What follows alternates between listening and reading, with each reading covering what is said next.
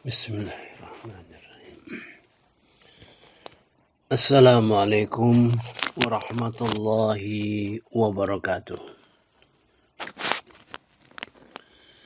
Alhamdulillahi rabbil alamin wa bihi nasta'inu ala umurid dunya waddin. Allahumma salli wa sallim ala nabiyyina Muhammad wa ala alihi wa ashabihi ajma'in. Amma ba'du. Setelah kita memberikan penjelasan mengenai ayat Quran dalam surah Asy-Syu'ara ayat 217, 218, 219, 220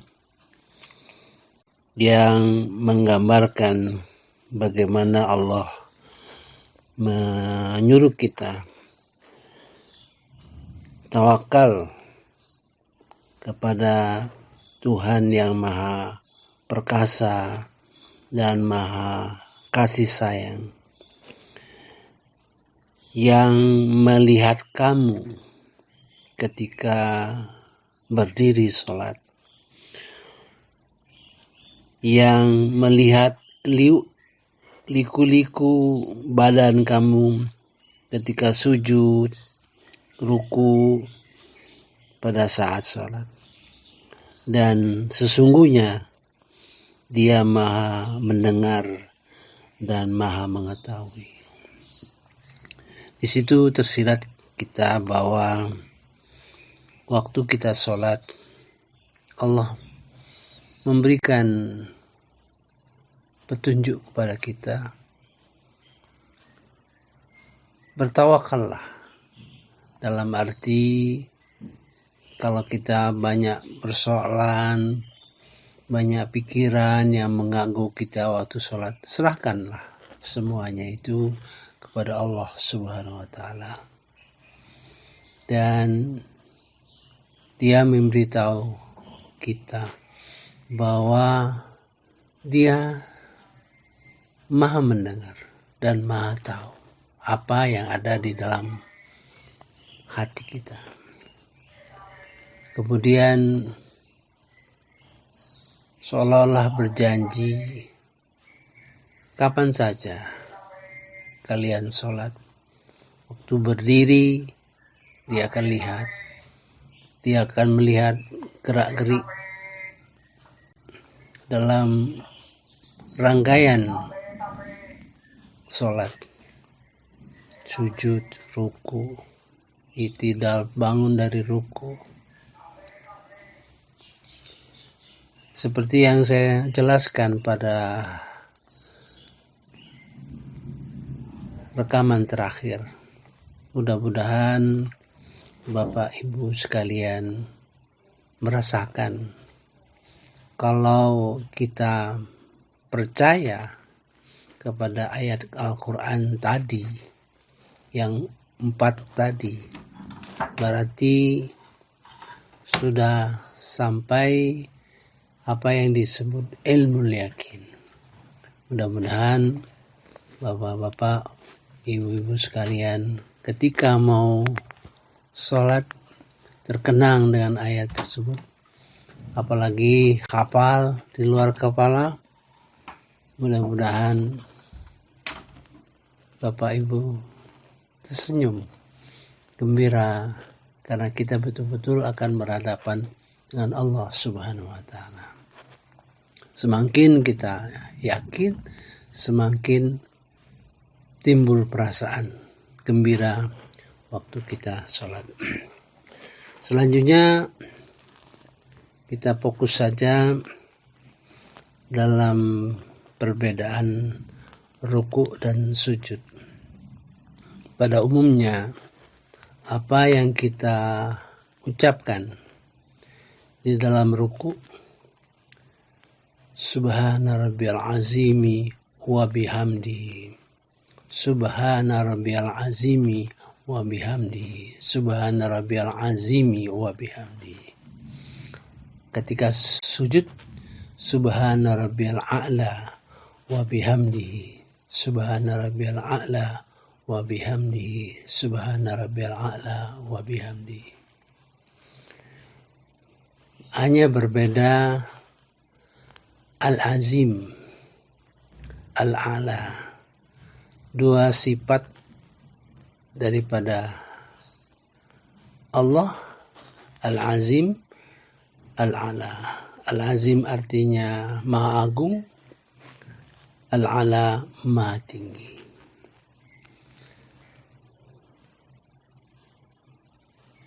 Di dalam ruku kita tidak punya kesempatan dan dilarang untuk berdoa. Di dalam sujud kita dianjurkan doa.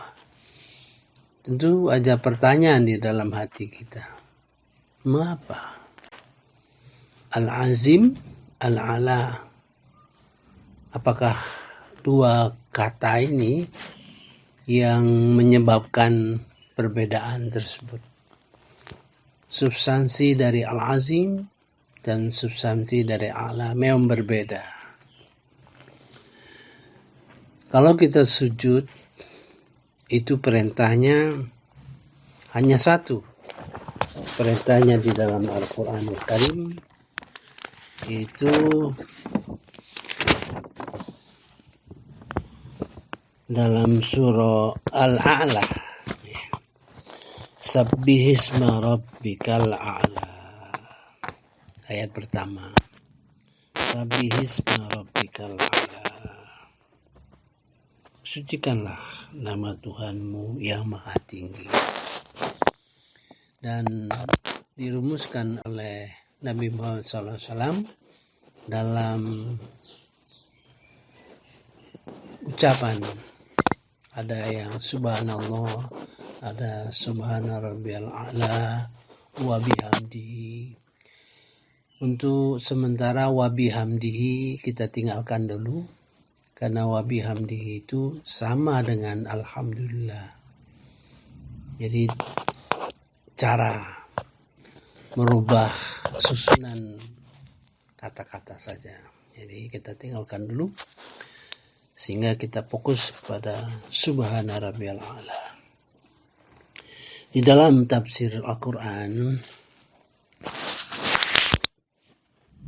kalau itu merupakan ayat pertama di dalam satu surah, maka ayat pertama itu atau ayat-ayat selanjutnya, ya tidak selalu pertama, mungkin kedua, mungkin ketiga, mungkin dalam satu rangkaian, merupakan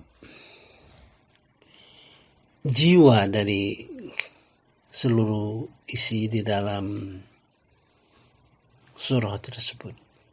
Tapi tidak selalu, ya. Sabbihisma rabbikal a'la. Sucikanlah nama Tuhan pencipta kamu yang maha tinggi.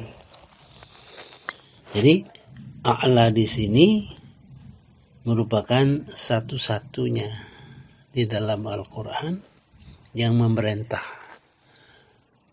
kepada Nabi Muhammad SAW untuk sujud. Dan dirumuskan bacaannya seperti antara lain yang kita sebutkan tadi. Jadi dengan mengetahui a'la di surah Al-A'la, maka kita perhatikan beberapa ayat yang menunjukkan memang di situ substansi daripada subhana rabbiyal a'la. Jadi kalau kita sujud, kita mengucapkan subhana rabbiyal a'la, maha suci Tuhan yang maha tinggi, maka pikiran kita tentu pada pengertian Allah. Ya. Mari kita lihat satu persatu. A'udzubillahi minasyaitonirrajim. Bismillahirrahmanirrahim. Sabbihisma rabbikal a'la. Alladzi khalaqa fasawwa. Walladzi qaddara fahada. Walladzi akhrajal mar'a faja'alahu tha'an nahwa. Ini ada 4 ayat. Ya, 4 ayat ini merupakan satu kelompok tersendiri yang menciptakan makhluk dengan sempurna. Ya.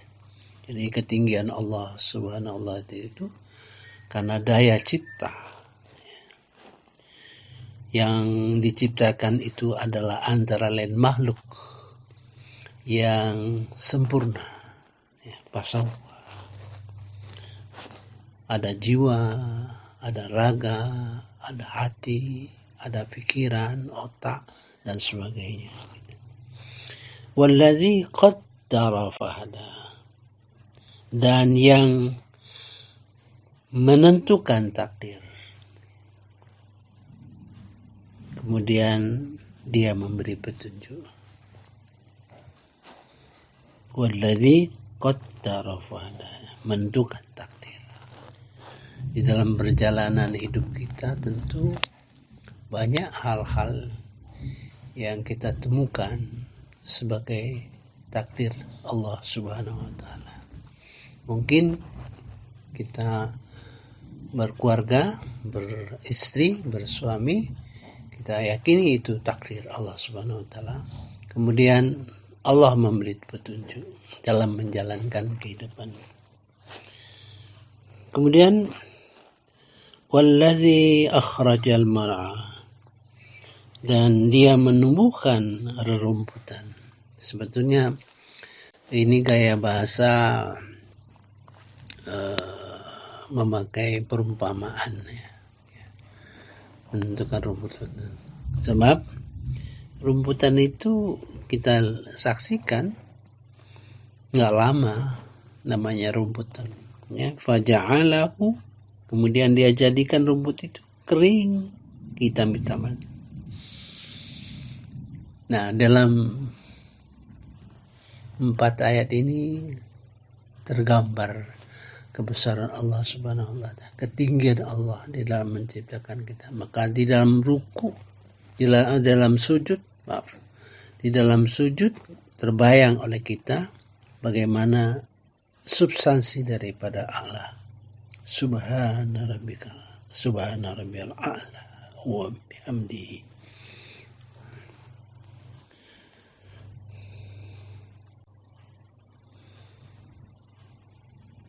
Begitu. Mungkin kalau kita sholat berjamaah mungkin tidak terlalu banyak dalam mengisi pikiran kita terhadap apa yang disebutkan itu. Subhana rabbiyal a'la. Nah, pikiran kita bagaimana Allah itu maha tinggi di dalam menciptakan manusia. Dan kita pun akan mati. Ingat mati, kematian yang merupakan penciptaan Allah Subhanahu wa ta'ala. Ya, antara mati dan hidup merupakan makhluk di dalam kekuasaan Allah Subhanahu wa ta'ala. Kita lanjut dengan bagian kedua. Sanuqri'uka fala tansa. Kami akan membacakan Al-Quran ini kepada Nabi Muhammad. Jadi surah Al-A'la ini kepada Nabi Muhammad. Dalam arti kalau itu kepada Nabi Muhammad tentu otomatis kepada kita. Ya. Terbayang oleh kita bagaimana proses turunnya Al-Quran. Ya. Sanuqri'uka fala tansa. Kami bacakan Al-Quran kepadamu, maka tidak akan lupa. Jadi ini proses bagaimana Nabi Muhammad menerima Al-Quran dan selalu dibacakan oleh Jibril supaya tidak lupa. Illa masya Allah, kecuali apa-apa yang dikehendaki. Itu satu. Jadi dua sudah. Satu mengenai kejadian manusia dari penciptaan yang sempurna, kemudian diberi petunjuk, namun mereka juga akan berakhir. Jadi seperti rumput mati. Kedua, berkenaan dengan Al-Quran.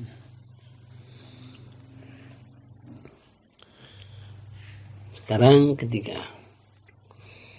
Innahu ya'lamul jahra wa ma yakhfa. Sungguh dia mengetahui yang tampak dan yang tersembunyi. Memang selalu banyak sekali ayat Al-Quran menunjukkan innahu ya'lamul jahra wa ma yakhfa. Dia mengetahui apa yang tampak, apa yang tersirat. Ini tiga.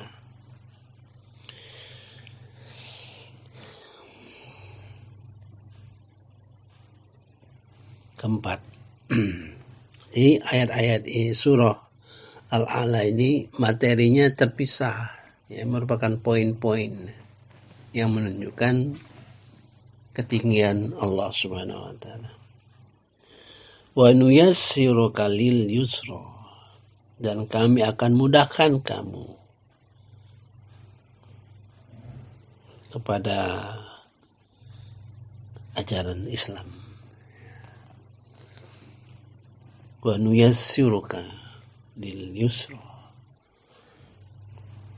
Jadi dimudahkan Allah Subhanahu wa taala kepada syariat Islam dan sebagainya. Fadzakir inna fa'ati dzikra. Maka berilah peringatan Al-Quran ini sungguh bermanfaat peringatan tersebut.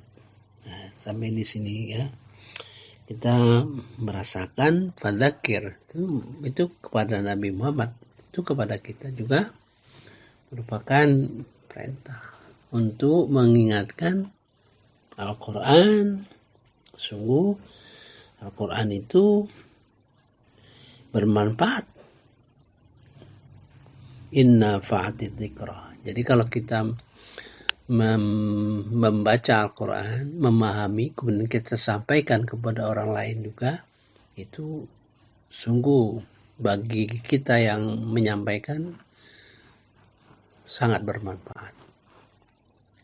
Jadi coba saja rasakan, sampaikan satu ayat, kita paham, kemudian rasakan kalau sudah kita menyampaikannya itu, maka kepada diri kita semakin meresap, semakin mendalam, bahkan mungkin diilhami oleh Allah Subhanahu wa taala dengan pengertian yang baru. Saya kira sementara cukup dulu sampai di sini, nanti kita lanjutkan lagi dan kita fokus pada Subhana Rabbiyal A'la. Jadi substansi pada waktu kita sujud banyak sekali. Ya.